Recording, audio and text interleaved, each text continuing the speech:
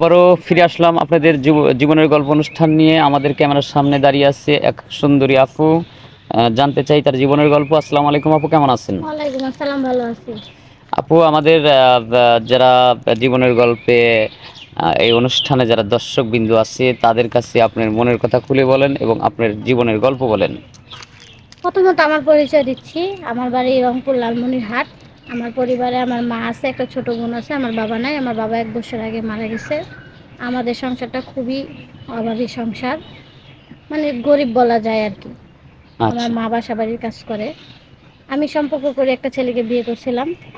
আচ্ছা। 5 মাস সংসার করে ছেলেটা আমাকে রেখে চলে গেছে। আচ্ছা। এখন গ্রামের মানুষ অনেক খারাপ খারাপ কথা বলে, কটু কথা বলে, যাকে কটু কথা বলা হয়। হুম হুম হুম। এখন সেগুলো সহ্য করার মতো না।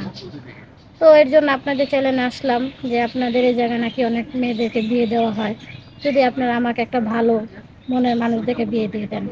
ও আচ্ছা। এমনি আপনাদের আশেপাশে, গ্রামের আশেপাশে কারো কি আমাদের এই চ্যানেল থেকে বিয়ে শাদী হয়েছে?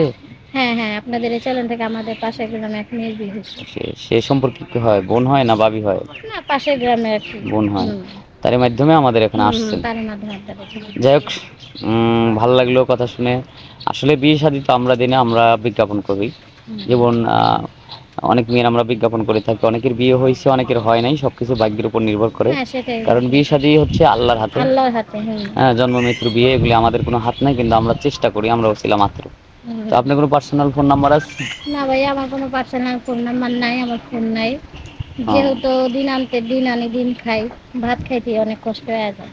হ্যাঁ। তো আমাকে যার ভালো লাগবে আমার এই পুরো ভিডিওটা দেখবেন, ভিডিওর কোনো না কোনো না কোনো জায়গায় আমার সাথে যোগাযোগ করার নাম্বার দিয়ে দেবেন। ধন্যবাদ। সেটা আমাদেরই নম্বর থাকবে। সুপ্রিয় দর্শক, মেয়েটার কোনো পার্সোনাল ফোন নম্বর নাই। এই মুহূর্তে আমাদের নম্বর দেওয়া থাকবে। যদি কেউ নক করেন বা এই মেয়েটাকে চান, তাহলে আমাদের সাথে যোগাযোগ করলে আমরা চেষ্টা করব মেয়েটার সাথে যোগাযোগ করে দেওয়ার জন্য। আর তার অসহায় কথা তো শুনলেন। সে খুবই গরিব ঘরের মেয়ে। বাবা 1 বছর আগে মারা গেছে। এখন মায়ের উপরেই তাদের সংসার চলে। সে একজন মেয়ে মানুষ এবং সুন্দরী। তারপরেও 5 মাস হয়েছে সে স্বামীহারা। স্বামী তাকে ছেড়ে চলে গেছে। এখন সে নিরুপায় হয়ে আমাদের এখানে আসছে। তো যদি আপনাদের ভালো লাগে তাহলে আমাদের সাথে যোগাযোগ করবেন। আরেকটা প্রশ্ন আপু, আপনি কেমন ছেলে চাচ্ছেন আপনার লাইফ পার্টনার হিসেবে? সে গরিব হোক, তার টাকা পয়সা কম থাকুক, কিন্তু তার মনটা ভালো হোক, সে যেন আমাকে সবসময় ভালোবাসে, আমি তাকে খুব ভালোবাসবো। আর বয়স? বয়সটা যে যে মনে হোক, 50 হোক, 40 হোক, 45 হোক, তাতে আমার কোনো অসুবিধা নেই। যদি বউ থাকে? থাকুক, তাতে আমার কোনো সমস্যা নেই, কারণ যেহেতু আমি বিবাহিত, আমাকে যদি সে মেনে নিতে পারে, আমি অবশ্যই তাকে মেনে নিতে পারবো। সুন্দর কথা বলছেন একজন বাঙালি নারী হিসেবে। দরকার আপনার একজন ভালো মনের মানুষ। হুম, সেটাই। দরকার একটা সংসার। সেই সংসার সংসারটা হলেই একটা আপনি হ্যাঁ, আনাপ, যাতে কেউ কটু কথা কটু বলতে না কথা পারে। না বলতে পারে। স্বামী হলো মাথার ছাতা।